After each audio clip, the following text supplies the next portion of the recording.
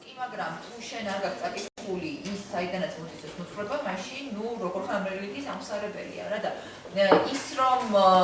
ადამიანები ანუ იქნება ძალიან უცნაური მოცემულობა რა თუმცა ხა შუა საუკუნეებში არავის არ ქონდა ეს წაკითხული შვეთი გამონაკლისების გარდა ვისაც ვინც წერაკითხვა იცოდა ამიტომ რომ ამიტომ ხატავდნენ ეკლესიების კედლებს ხო ეს ფუნქციური დატვირთვა ქონდა ამას უპირველეს ყოვლისა წერაკითხვის არ მცოდნეების არ არის ეს არის მე მგონია სასულიერო პირების პრობლემა რომელსაც აქვს ძალიან თეოლოგიური განათლება და ეშინიათ იმისა რომ მათ რომ რეული დაუწყოს კითხვა შეიძლება მათ მოკითხოს და პასუხი ამიტომ ეს არის თქონდა კომფორტული მდგომარეობა რომ ახლა რეალურად თუ არ აქვს ეს წაკითხული და შენ რომ იქ ერთ თეზაზე უგნები და უბრალოდ ის მეორეზე ვერ გეუბნება რომ კი მაგრამ მაშინ აბა ის მეორე როგორ გავიგო და ბიბლია არის წიგნი სადაც სრულ ურთიერთსაძინე აღმოჩნდება შესაბამისად უამრავნაირი ინტერპრეტაციის შესაძლებლობაა და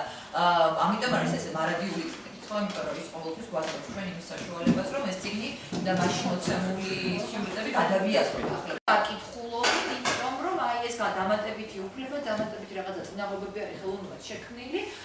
და რეალურად რა გამოდის რომ საზოგადოების რელიგიური ცნობიერება დღეს ჩვენთან როდესაც დავდოთ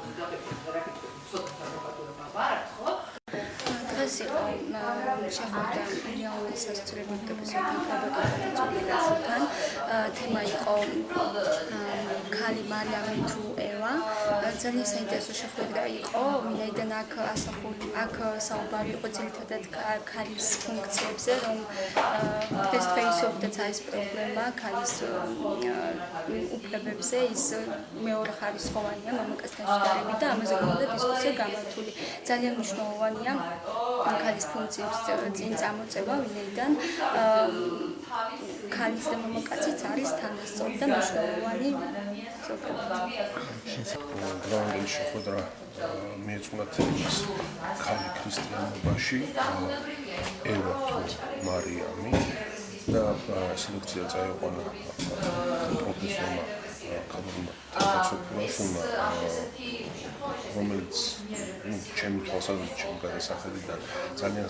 საინტერესოდ საუბრობდა იმ განვითარებაზე, ქალის როლის განვითარებაზე რელიგიაში, იმ წარმოქმნებზე, რომელიც ვითარდებოდა ისტორიის მანძილზე, როგორც მსოფლიოში, ასევე კერძოდ ქართულ კულტურაში და ძალიან საინტერესოა შეხვედრა იმით, რომ ბადებს ძალიან ბევრ კითხვას, რომელიც დღეს მეგონი აქტუალურია.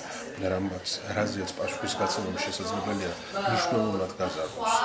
ქალის როლი, ქალის წვლილი, ისედაც დიდია წვლილი, მაგრამ კიდევ უფრო მეტ პოზიტიური